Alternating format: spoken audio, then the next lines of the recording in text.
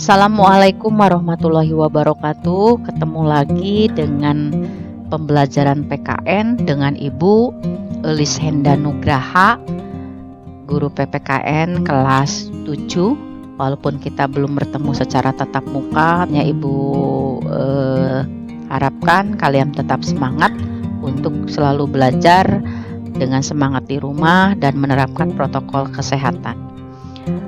Sebelum diawali pembelajaran hari ini, salahnya kita awali dengan membaca basmalah. Bismillahirrahmanirrahim.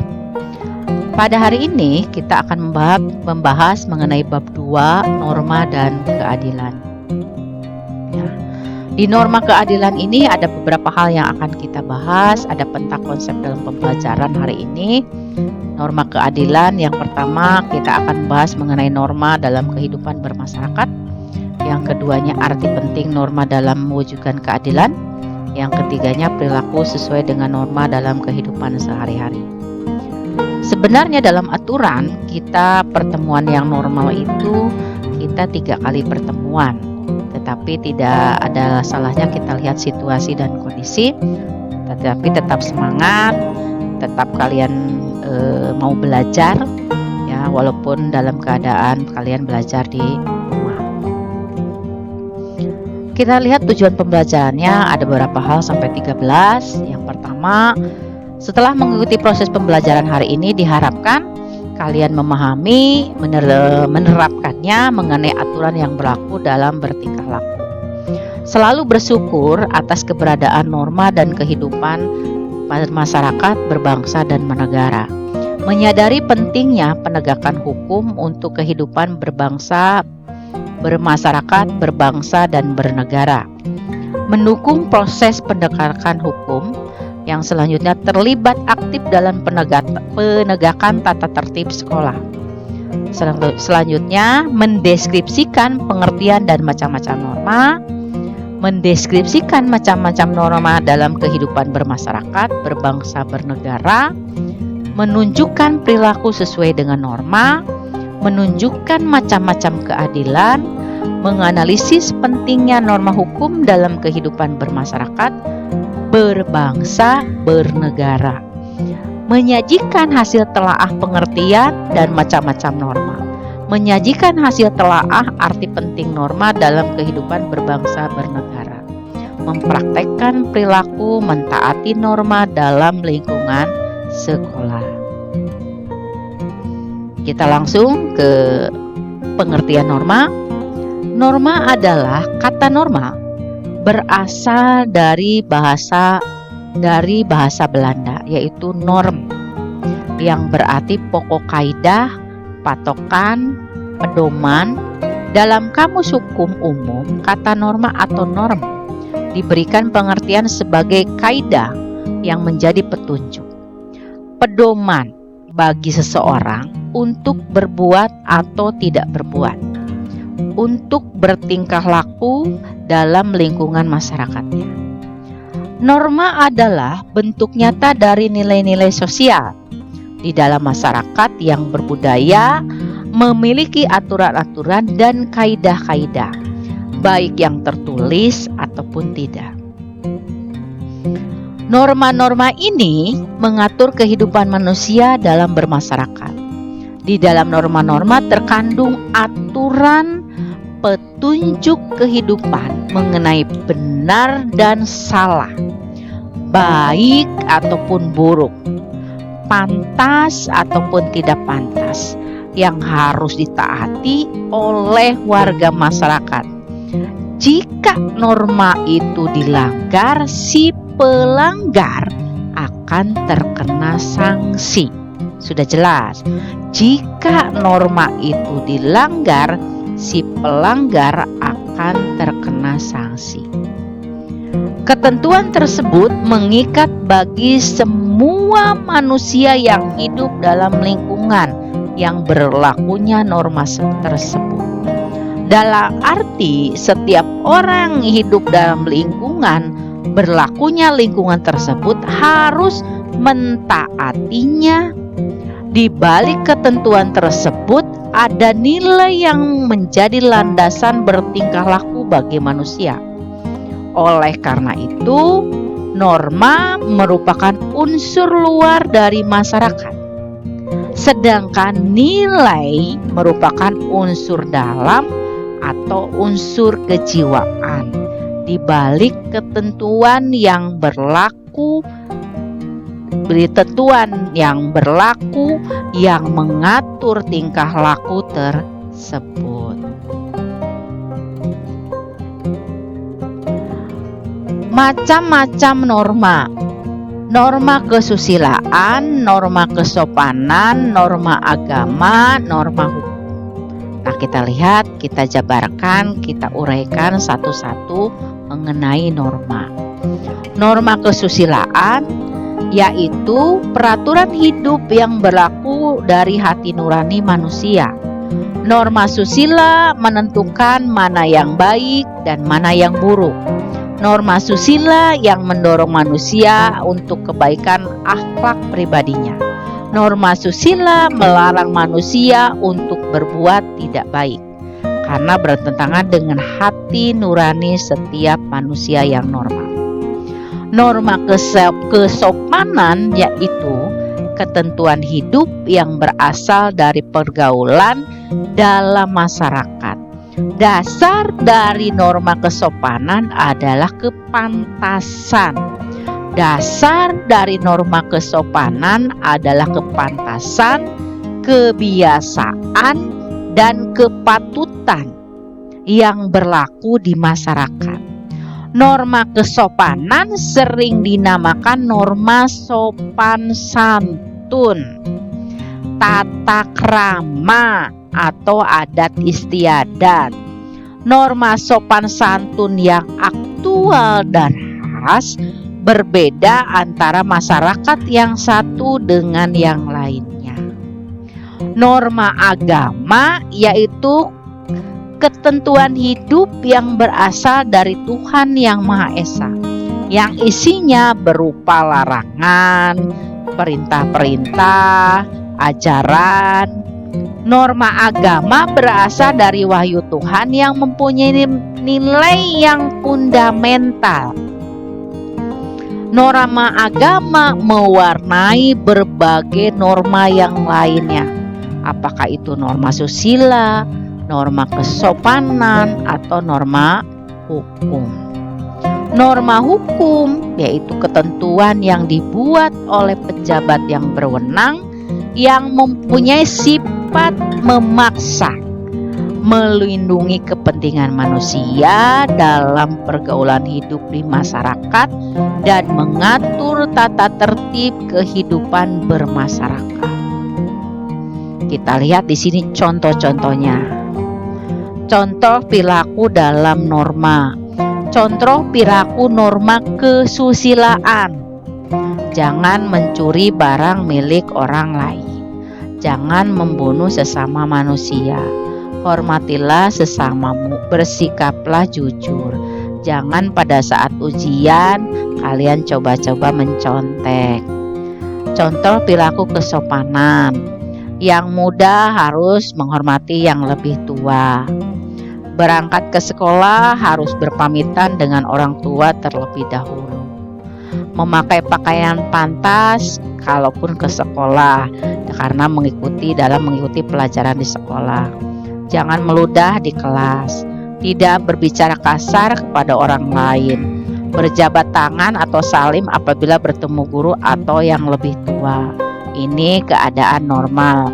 Sedangkan sekarang keadaan COVID, kita lihat saja kalau norma kesopanan itu tidak perlu berjabat tangan, tetapi cukup dengan tingkah laku mimik yang memang mencerminkan kalian sangat menghormati mereka yang kalian ketemui dan lain-lain. Seperti itu. Cukup tangan di depan dada saja, ya. Salim, tanda kita menghormati, lihat dari tingkah laku, dari anggukan dan lain-lain seperti itu, ya. Terus norma kesopanan tadi, berangkat ke sekolah harus berpamitan terhadap orang tua, pamitan dulu, meminta doa supaya dilancarkan dalam pembelajaran dan selamat sampai pulang lagi ke rumah. Jangan meludah di sekolah, otomatis di kelas, jangan meludah di kelas, otomatis kesehatan, lingkungan yang akan menunjang pembelajaran itu akan terjaga dengan baik apabila keadaan bersih, ya. Tidak berbicara kasar terhadap orang lain. Jadi intinya kalau kalian menghormati orang lain, otomatis orang lain juga akan menghormati kalian. Itu timbal balik. Kalau kalian berbicara kasar terhadap orang lain, otomatis orang lain juga akan berlaku hal yang sama. Jadi hati-hatilah dalam bertingkah laku, yaitu yang menurut norma kesopanan. Nah, sekarang kita lihat contoh perilaku norma agama. Menjalani perintah agama secara ikhlas, lahir dan batin. Kita serahkan semuanya terhadap yang di atas Allah Subhanahu wa Ta'ala, bahwa semua jalan itu pasti akan, semua rintangan, masalah otomatis kita yakini akan mendapatkan jalan yang terbaik. Menjauhi semua larangan agama, rajin beribadah, rutin bersedekah, tidak boleh berbuat cabul atau yang kira-kira kurang baik, menghormati bapak ibumu baik di sekolah ataupun di rumah, baik di dalam sekolah apapun di luar sekolah, baik sama teman, adik kelas, satu kelas, di luar kelas, warga sekolah, siswa-siswi, guru, TU, kantin dan lain-lain, itu kalian hormati dengan baik. Mengawali semua aktivitas diiringi dengan doa. Kita diiringi hari ini, aktivitas kita pembelajaran hari ini kita tadi diiringi dengan doa supaya lancar, supaya paham kalian dalam pembelajaran PKN. Contoh perilaku norma hukum: berlaku adil kepada siapa saja, tidak memihak atau membeda-bedakan siapa saja, tidak melakukan pelanggaran, berlaku adil. Sebagaimana pelaku hukum tidak berbuat curang seperti korupsi, membayar pajak tepat waktu, membayar iuran kelas tepat waktu, mentaati peraturan yang berlaku, mentaati peraturan apakah peraturan di sekolah, di lingkungan masyarakat ataupun di lingkungan sifatnya berbangsa dan bernegara. Nah, di sini ada sanksi-sanksi bagi pelanggar norma. Ini sanksi-sanksi bagi pelanggar norma. Sanksi pelanggaran norma kesusilaan. Di dalam norma kesusilaan, sanksi atau ancaman hukum bagi yang melanggar norma tersebut, sanksinya adalah perasaan manusia itu sendiri yang akibatnya adalah semua penyesalan akibat perbuatan yang telah ia buat. Sanksi kesusilaan contoh tadi, ini kalian mencontek, ya. Sanksi lingkungan kelas, kalian malu. Sanksi dari guru, otomatis nilai bersangkut paut dengan nilai. Makanya belajarlah, pelajari, rajin belajar supaya kalian mendapatkan nilai yang memang cukup baik atau memuaskan, ya. Sanksi melanggar norma kesopanan: bagi mereka yang melanggar norma kesopanan, sanksi yang dijatuhkan akan menimbulkan celaan dari sesamanya. Celaan itu dapat mewujudkan kata-kata, sikap kebencian, pandangan rendah dari sekeliling, dijauhi dari pergaulan, sehingga akan menimbulkan rasa malu, rasa dihina, rasa dikucilkan, dirasakan, pasti akan merasa penderitaannya lahir batin, ya, mendalam. Makanya hati-hati kalau kita memang bergaul, itu dijaga kesopanannya, ya, itu dijaga. Terus kita lanjut ke sanksi di dalam norma agama. Terhadap pelanggar norma agama akan dikenakan sanksi oleh Tuhan kelak di akhir, yang bisa berupa dimasukkan dalam neraka dan lain-lain. Makanya mulai hari ini kita mendekatkan diri kepada Allah Subhanahu wa Ta'ala, menyerahkan semuanya, apakah itu masalah yang kecil, apakah masalah yang besar, diyakini semuanya akan bisa teratasi dan akan ada jalan keluarnya yang terbaik dari Allah Subhanahu wa Ta'ala. Sanksi melanggar norma hukum: bagi pelanggar norma hukum dapat dikenakan sanksi berupa sanksi pidana atau penjara. Kalau sanksi di dalam lingkungan sekolah, kalau kalian melanggar norma-norma aturan sekolah bisa saja dikeluarkan oleh sekolah, ya. Jadi hati-hatilah dalam bergaul, ya. Yang selanjutnya, Indonesia adalah negara hukum dan seluruh warga negara harus taat dan tunduk terhadap hukum yang berlaku agar tercipta ketertiban dan keadilan. Hal ini sesuai dengan tujuan dibentuknya hukum, ya, untuk menciptakan ketertiban dan keadilan. Aturan dan masyarakat memiliki arti penting bagi terciptanya ketertiban, keharmonisan di masyarakat. Norma dalam masyarakat terbentuk karena adanya berbagai perbedaan individu. Sebagai makhluk individu, manusia memiliki kepribadian, keinginan, kepentingan, tujuan hidup yang berbeda antara satu dan yang lainnya. Digarisbawahi agar segala perbedaan tersebut tidak menimbulkan perpecahan dan ketidaktertiban dalam masyarakat, dibuatlah peraturan atau norma. Ya, kalian harus paham nih, ibu ulang. Agar segala perbedaan tersebut tidak menimbulkan perpecahan dan ketidaktertiban dalam masyarakat, dibuatlah peraturan ataupun norma. Kita lihat salah satunya di sini contoh fungsi aturan dalam masyarakat. Ya, kita lihat di sini. Pedoman dalam bertingkah laku, norma memuat aturan tingkah laku masyarakat dalam bergaul secara sosial. Yang pertama, menjaga kerukunan anggota masyarakat.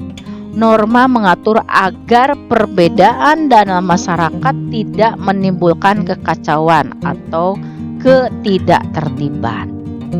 Kedua, sistem pengendalian sosial tingkah laku anggota masyarakat diawasi dan dikendalikan oleh aturan yang berlaku.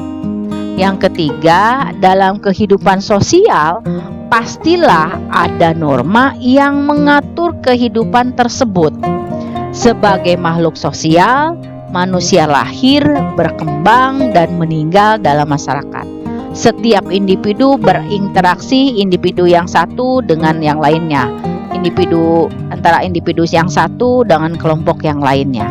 Interaksi yang dilakukan manusia senantiasa didasari oleh norma yang berlaku dalam masyarakat. Kalau kita lihat dalam lingkup hubungan antara individu dan masyarakat atau lingkungan, otomatis kita tidak bisa berdiri sendiri. Kita masih memerlukan orang lain. Jangan ada kesombongan bahwa saya tidak memerlukan mereka, saya tidak perlu oleh dia, saya tidak perlu oleh itu. Kalian pasti akan ada keterbatasan. Walaupun kalian punya uang banyak, tapi uang itu tidak berlaku kalau tidak ada apa yang harus dibeli. Uang, kalau kalian merasa lapar, punya uang tapi merasa lapar, kalian tidak bisa dibelanjakan uang itu, dibelikan uang itu apabila tidak ada pedagang, ya. Jadi dalam kita lingkungan masyarakat ini otomatis satu dengan yang lainnya, individu dan lingkungan, individu dengan masyarakat itu sangat ketergantungan satu sama lainnya. Dengan demikian, keberadaan norma yang melekat dalam kehidupan bermasyarakat, norma juga diperlukan untuk mewujudkan menjaga tatanan kehidupan bersama yang harmonis.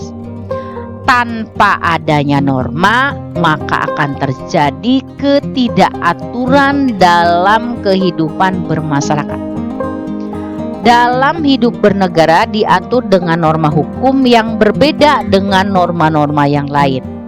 Persamaannya, norma-norma tersebut mengatur tata tertib dalam masyarakat, sedangkan perbedaannya terletak pada sanksinya. Dalam kehidupan bernegara, norma hukum memiliki peranan yang lebih besar karena mengikat dan memaksa seluruh warga serta penyelenggara negara. Nah, kita lihat ada dua pasal yang berkenaan dengan hukum. yaitu pasal 1 ayat 3 Undang-Undang Dasar Negara Republik Indonesia tahun 1945 dan pasal 27 ayat 1. Nah, bunyinya kita lihat di sini untuk pasal 1 ayat 3, negara Indonesia adalah negara hukum. Sedangkan pasal 27 ayat 1 Undang-Undang Dasar 1945 yang berbunyi, segala warga negara bersamaan kedudukannya di dalam hukum dan pemerintah dan wajib menjunjung hukum dan pemerintah itu dengan tidak ada kecuali. Tidak melihat jabatannya ini, jabatannya itu, anak si ini, anak si itu. Pokoknya kalau di mata hukum semuanya sama, tidak ada perbedaan. Sanksinya pun sama sesuai dengan aturan, tidak ada perbedaan. Ya, kita lihat di sini, negara hukum adalah negara yang mendasarkan segala sesuatu, baik tindakan maupun pembentukan lembaga negara, pada hukum yang tertulis ataupun tidak tertulis. Menurut APDC, negara hukum mengandung 3 unsur. Ada unsur supremacy of law, ada equality before of law, dan human rights. Kita terangkan bahwa supremacy of law dalam arti tidak boleh adanya kesewenang-wenangan sehingga seorang wajib harus dihukum jika melanggar hukum. Equality before of law, setiap orang sama di depan hukum tanpa melihat status, tanpa melihat kedudukan, baik bagi rakyat maupun pejabat. Diakui dan dijamin hak-haknya, kalau human right yaitu diakui dan dijamin hak-haknya asasi manusia dalam undang-undang atau keputusan pengadilan. Dan dijamin Undang-Undang Negara Republik Indonesia tahun 1945 bahwa kembali lagi,